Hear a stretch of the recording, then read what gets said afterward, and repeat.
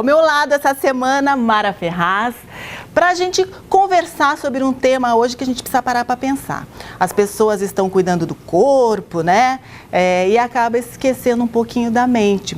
E hoje, no dia a dia, na correria, é tanta exigência, é tanto problemas, né? Que a gente vai engolindo, tanto sentimento que a gente segura naquele peito, que uma hora ele vai ter que aflorar. E, infelizmente, ele aflora da pior maneira. E a gente vai falar um pouquinho sobre isso, um pouquinho sobre saúde, emoção, doença. E a gente vai contar com a Mara, né? Porque eu acho que ninguém consegue se expressar o sentimento como ela. E também os profissionais que vão colaborar com a gente, ensinando, explicando um pouquinho para a gente entender como funciona o nosso cérebro. Obrigada mais uma vez. Você estreou meu programa, né? Pelo convite, adoro. Fico só esperando ela me chamar de novo, adoro. E eu, assim, eu acho que você escreve e você se expressa de uma forma única. Então, agora para falar de emoção, para falar da razão, enfim, do corpo, eu sei que você busca muito equilibrar esses 3 pilares.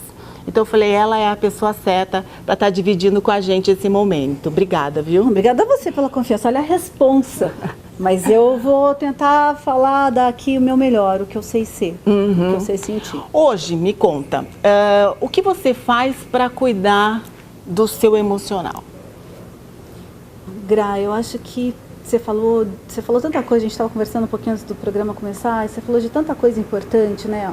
Cuidar do emocional não é cuidar de uma coisa só, porque as nossas funções são muitas, né? Então a gente tem a cobrança externa, que é da sociedade, que é do trabalho, que é a expectativa que as pessoas têm em relação a você, os filhos, a família, né, o dia a dia, e a gente tem uma cobrança interna, porque a gente tem a sensação de que a gente tem que ser sempre melhor, né? Por exemplo, se quiser diferenciar, né, tirar a palavra culpa da palavra mãe, é impossível. Né? A gente já nasceu a gente já faz o parto com a culpa. Com a culpa. Então, né, toda mãe é culpada, culpada de alguma coisa, né?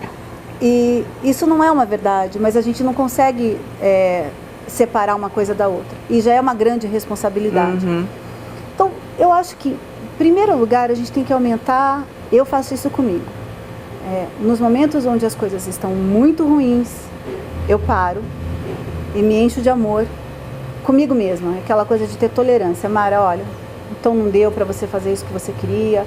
Puxa, olha, infelizmente, né, João Pedro hoje está com febre, você tem que trabalhar. João Felipe, né, tá assim. Olha, a vida vai te surpreender. Você vai passar por momentos que você não quer passar e você vai ter que reagir, né, porque a gente não pode deixar a coisa chegar num ponto que a gente não consegue levantar, não consegue se reerguer. Então, assim, aumentar a tolerância, usar a fé, né? O poder da oração, o poder da prece, o poder de acreditar em alguma coisa que faz você sair do fundo do poço. Ter autoconfiança, ter estima, porque o mundo pode estar louco. Você tem que estar centrada, exatamente, né? Para poder enfrentar tudo isso. Aquele negócio que as pessoas falam muito do avião, que as pessoas falam, né? Primeiro põe a máscara em você, claro, que se você estiver morrendo de falta de ar, você não vai conseguir cuidar de quem está do teu lado. Isso a gente tem que usar para a vida da gente o tempo todo. Então eu acho que se amar o suficiente, não esquecer de fé, de oração, e não esquecer dos cuidados, porque quando você está com dor de estômago, você vai no gastro. Quando você está com uma arritmia, uma dor no peito, você vai no cardio. E quando você não está bem emocionalmente, você tem que procurar ajuda. A terapia existe para isso, os terapeutas, os profissionais, os psiquiatras existem, porque hoje tem muita coisa química. Sim, a gente tem que aprender a prestar atenção na gente, porque quando começa no físico é porque alguma coisa lá dentro não está bem, porque o corpo fala.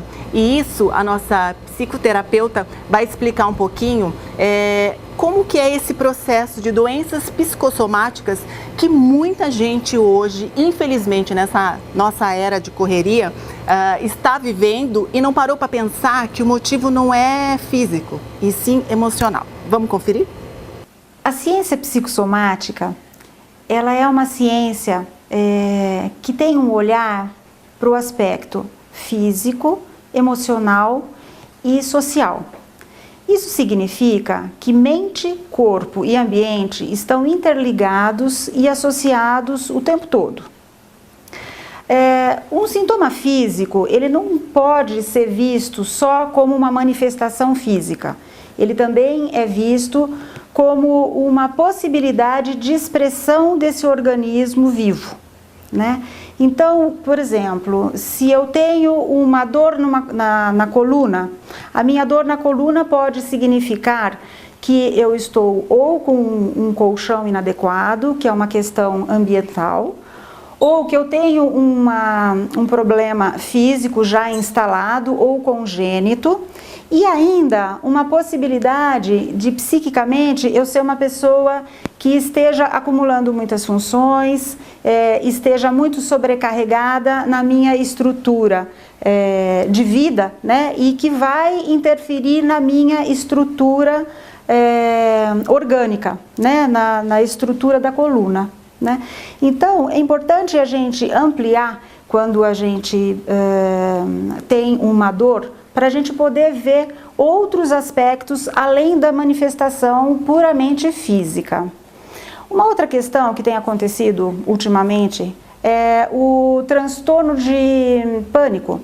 O transtorno de pânico, ele tem a sua manifestação física, né, que são batimentos cardíacos intensos, sudorese, respiração alterada e uma sensação que o indivíduo vai morrer naquele momento. Ele sente que no momento da crise é o último momento da vida dele, né? Então é comum que as pessoas saiam e vão e elas se dirijam aos hospitais porque elas estão numa crise de pânico. É importante a gente entender que a crise de pânico, ela aconteceu por conta dessa pessoa também estar indo além das suas possibilidades. Normalmente é um norteador que essa pessoa foi além do que ela poderia ter ido, né? Seja porque a vida naquele momento trouxe a ela uma sobrecarga muito grande, né? Ela está passando num momento de vida, filhos nascendo, trabalho exigindo, ela tem que dar conta de tudo e ela não pode parar. E nesse momento é possível que apareça uma crise de pânico que vai ser como um apagão e ela tem que paralisar e olhar para o que está acontecendo, né? Os transtornos de ansiedade, eles têm sido uma constante nos consultórios, né? Uma doença do mundo pós-moderno, acelerado e com muitas informações e a gente não consegue processar todas essas informações, né? Então, é importante que a gente, quando a gente tenha uma manifestação física, que a gente possa fazer outras pontes além das pontes clássicas, que são as medicamentosas e as médicas e físicas. Então, pensa, porque se alguma coisa no teu corpo não está indo direito, não está funcionando direito, algum desses 3 pilares aí não está funcionando. Então vamos começar a prestar atenção na gente, porque a gente tem que estar inteira para poder se doar, porque a vida é essa, se doar. Você já teve algum problema emocional que de repente você segurou e ele explodiu de alguma forma em relação à pele? Eu tive logo que eu mudei para Piracicaba, eu tive umas feridinhas assim no corpo todo, eu ia nos médicos e ninguém sabia exatamente o que eu tinha, e até que eu fui num médico sensacional aqui, que hoje já não está mais entre nós, e o Dr. Nelson Nakamura, pediatra das crianças. Eu estava lá fazendo uma consulta com as crianças, dei uma reclamada, já dei uma desabafada, já comecei a calma que isso é emocional, isso vai passar, você vai fazer isso, vai fazer aquilo. Na época me deu um remedinho, me indicou um remedinho e passou. Porque normalmente a gente acha que a gente aguenta tudo. E não é assim, né? Então a gente vai trazendo pra gente. Em casa a gente tem muito esse hábito de comprar paz. Você compra paz com o marido, você compra paz com os filhos, então você vai sendo doadora. A missão da mulher é sempre se doar muito. E chega uma hora que você percebe que você está tão doadora, que você está ali. Então, o saco eu acho que enche tanto que chega uma hora que transborda. Então, você tem que começar a Por botar pra isso fora. que é importante que a gente tenha amigos.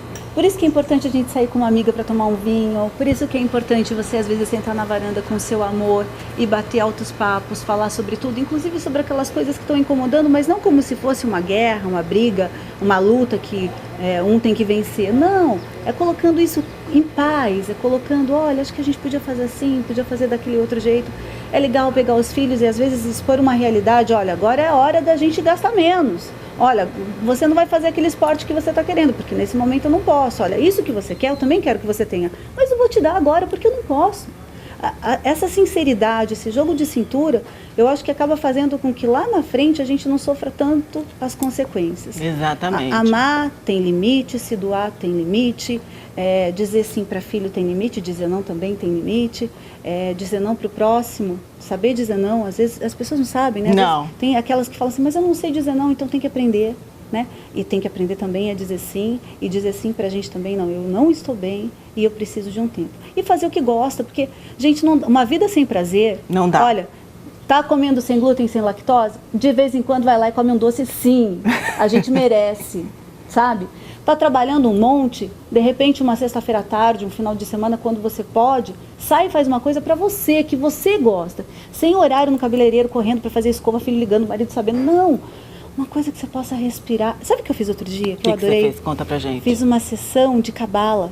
Ah, é? Olha, eu fiz exercício respiratório. Eu nem sabia que eu estava respirando aquele dia. Não tinha prestado atenção ainda que eu estava respirando. Uhum.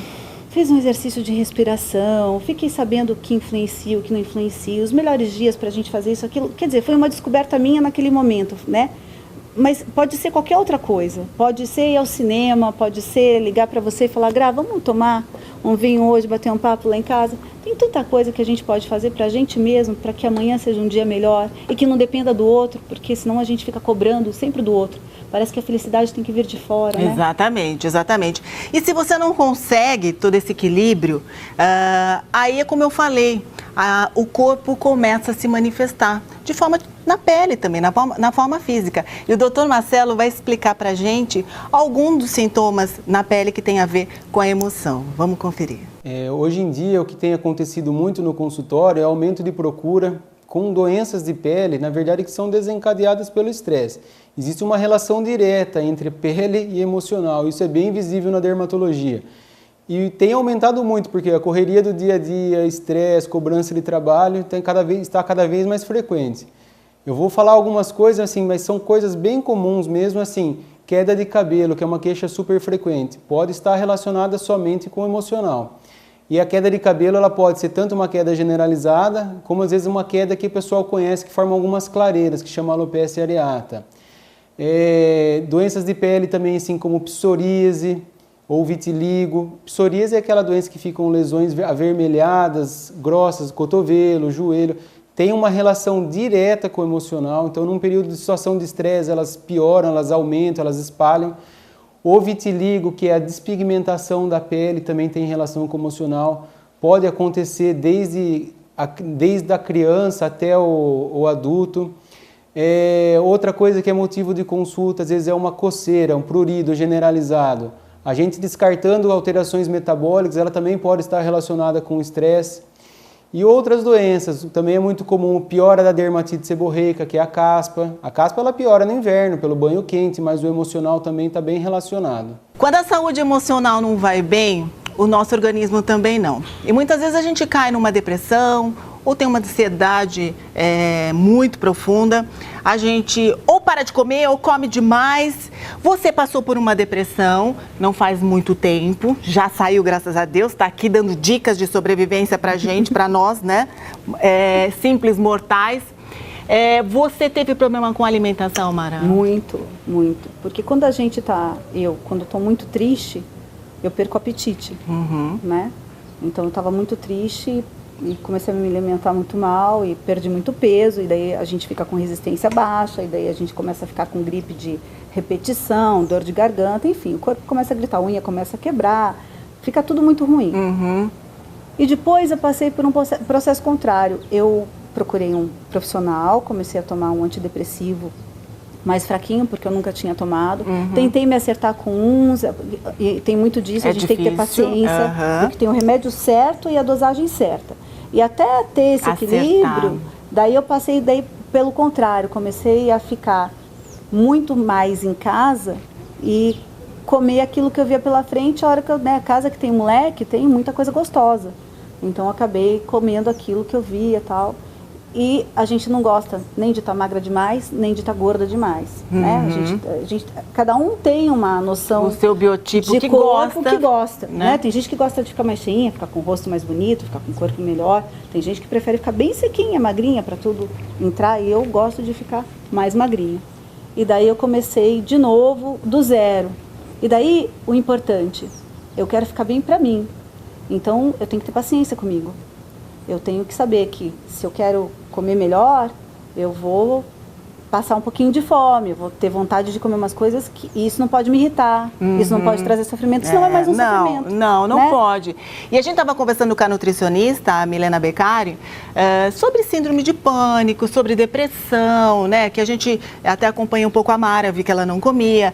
Então, assim, é importante, sim, às vezes procurar ajuda médica, tomar um medicamento para te tirar daquele momento super estressante, mas uma coisa que a gente não para pensar e falar, é uma fase, deixa ela ficar sem comer ou deixa ela comer porcaria, isso influencia muito na recuperação. E a Milena vai explicar pra gente o porquê disso. Falando em doenças associadas à parte emocional, ansiedade, depressão, tem um quadro que é muito comum atualmente, que é a síndrome do pânico.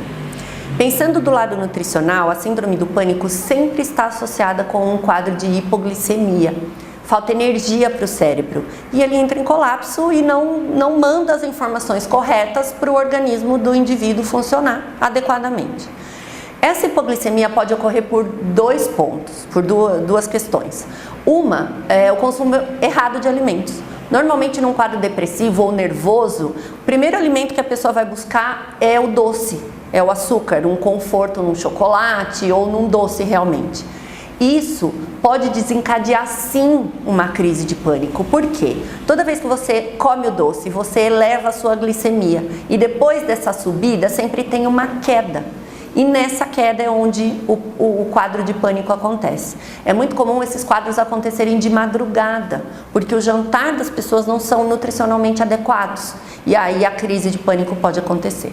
Um outro fator é quando o processo da depressão ou emocional promove uma parada na alimentação. A pessoa simplesmente não come, porque não tem vontade ou porque o trato digestivo não está funcionando adequadamente. E aí o quadro de hipoglicemia também pode acontecer, mas aí não é por excesso de açúcar, é por falta. Nos dois casos, nós temos que fazer uma adequação da alimentação e pensar nesse consumo adequado de nutrientes é importantíssimo. Esse indivíduo que desenvolve crises de pânico precisa de um suporte nutricional intenso. Muitas vezes só corrigir a alimentação não resolve. Nós temos que verificar possíveis intolerâncias alimentares, porque se houver algum alimento que faz mal para o organismo daquela pessoa, isso pode agravar o quadro de pânico e com certeza dar um suporte de vitaminas, de antioxidantes, porque a produção de radicais livres desse indivíduo vai aumentar muito. O importante é que esse tratamento seja multiprofissional. Nem sempre só uma terapia vai resolver. Então, ou a terapia com o psicólogo, ou o médico com a parte de medicamento, ou só o nutricionista. Tudo é importante. A atividade física também tem um papel importantíssimo aí como diminuição desse estresse. Então, sempre procure uma equipe multiprofissional se estiver sendo acometido por uma possível crise ou já um quadro instalado de síndrome do pânico. E fora tudo isso, até no começo da nossa entrevista ela estava falando de se cuidar, de você relaxar, de ter seu momento.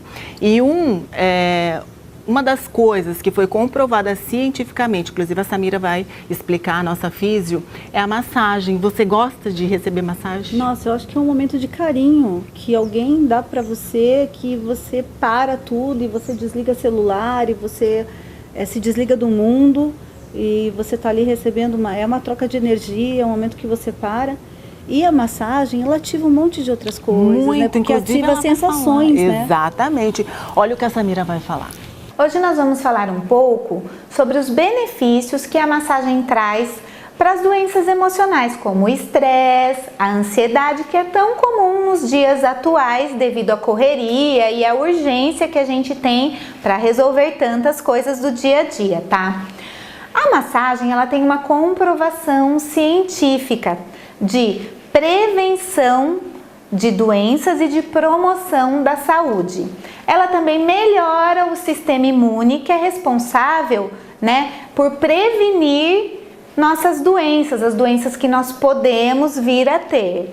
Ela também aumenta, durante a massagem, nós temos o aumento da dopamina, que é um neurotransmissor responsável pelo prazer. E isso explica o quê? Aquela sensação gostosa, de bem-estar, de relaxamento, no final de cada sessão de massagem, tá?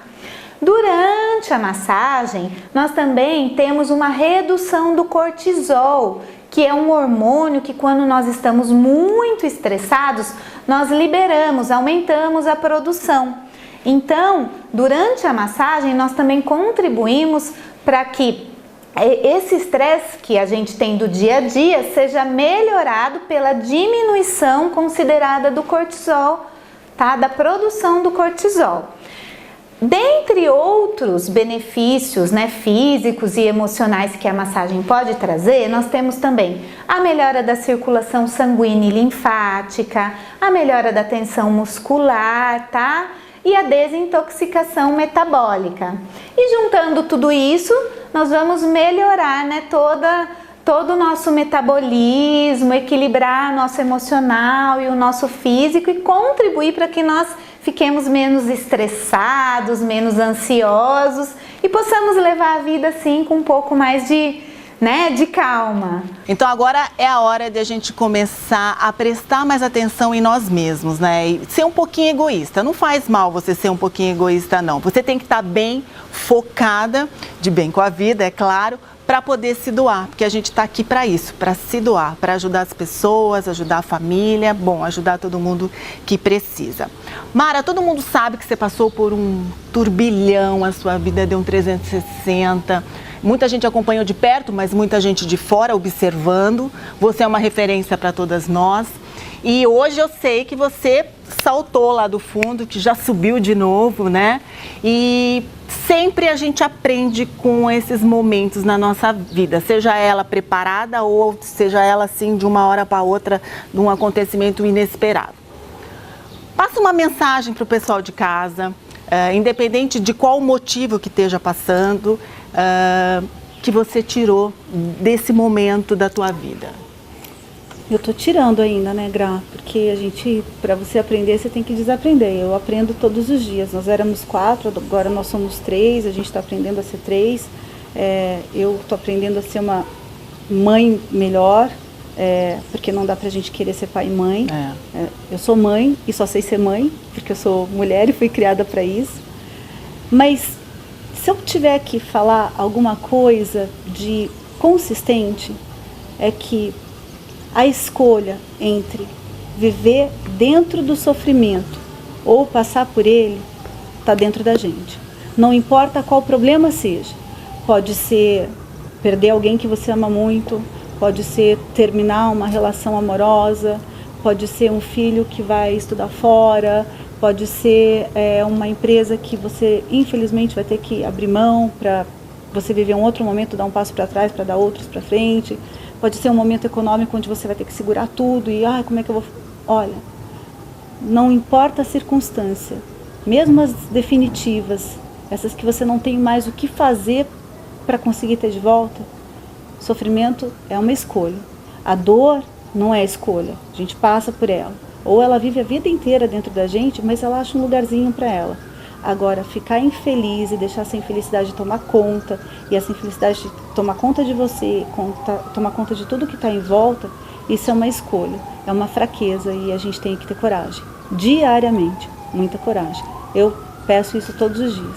Tem dia que é mais fácil, tem dia que é mais difícil, mas eu tô aí. Tá aí. firme e forte. Então você que está assistindo a gente, é uma experiência de vida que ela acabou de passar para você. Então levanta daí, sacode a poeira, né? E como fala, dá a volta por cima, porque tá na hora de viver bem, viver de bem com a vida. E a gente tá aqui para ajudar você, nem que seja um pouquinho, porque o programa é pequeno, a gente tem pouquinho tempo, mas a gente tenta mostrar tudo que é de melhor para você. Mas é delicioso. Né? Obrigada. Obrigada a você confiança. mais uma vez. Imagina, você Obrigada. sempre acrescenta no nosso programa. E semana que vem, sabe que a gente vai falar de um assunto gostoso que todas as mulheres passam? O quê?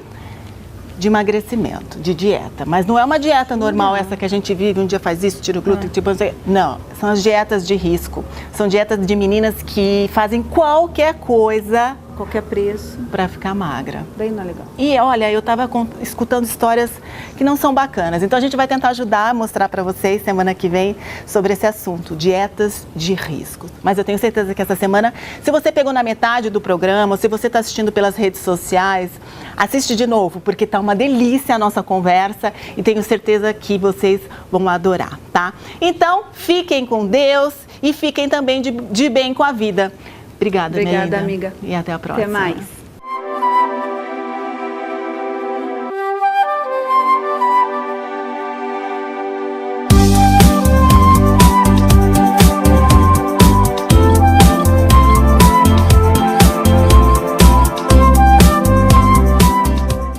Ser mãe é se surpreender a todo instante.